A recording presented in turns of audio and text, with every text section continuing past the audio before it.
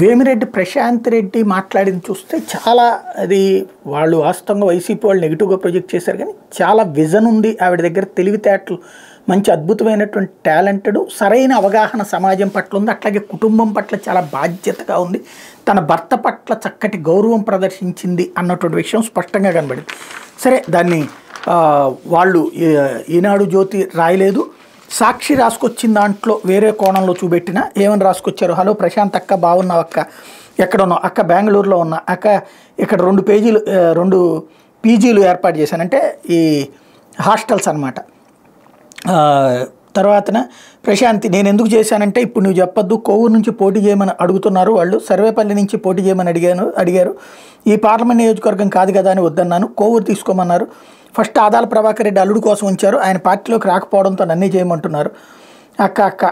రాజేంద్ర మాట్లాడింది. ఇంకా వాళ్ళు మా వెంట పడే ఉన్నారు,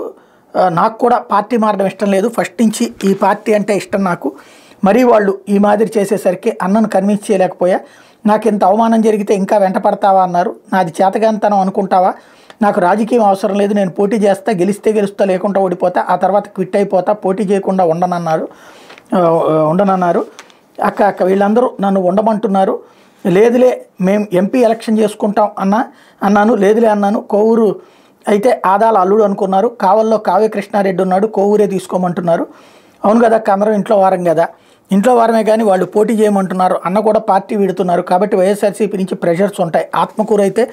10,000తో ఆనం రామనారాయణ రెడ్డి ఓడిపోతాడు, అయితే విక్రమ్ బాగా చేస్తున్నాడు, రామనారాయణ రెడ్డి పోయినా కూడా ప్రాబ్లం అవుతుంది అక్క, నేను మధ్యస్థంగా ఏమీ చెప్పలేను, నాకు ఇద్దరు కావాలక్క, ఈ మధ్య అన్నకు దూరంగా ఉన్న మీడియాకు వీడియోలు పెడుతున్నావు కదా, ప్రతి ఎలక్షన్కు అన్నదమ్ముల మధ్య మామూలే కదా, కానీ మా మధ్య ఏమీ లేదక్క, అన్న గెలుపు కోసం గట్టిగా కృషి చేసేవాళ్ళం, ఎక్కడ చెప్పక రాజేంద్ర, మేమైతే ఇంకా ఓకే చెప్పలేదు రాజేంద్ర, అంతా బంధువులు కదా, సర్వేపల్లి గురించి చెప్పినా నేను ఒప్పుకోలేదు, నువ్వు సర్వేపల్లి అయినా గెలుస్తావన్నారు, గెలవనని కాదు, నాకు ఇష్టం లేదని చెప్పా, మరీ ఆయనకు సోమిరెడ్డి చంద్రమోహన్ రెడ్డికి టికెట్ ఇవ్వమని చెప్పాను, నేను వద్దని ఇవ్వమని చెప్పారు, నేను వద్దని చెప్పాను, ఎవరు ముందుకు రాకపోతే ఆయనకే టికెట్ ఇస్తారు కదా పాపం.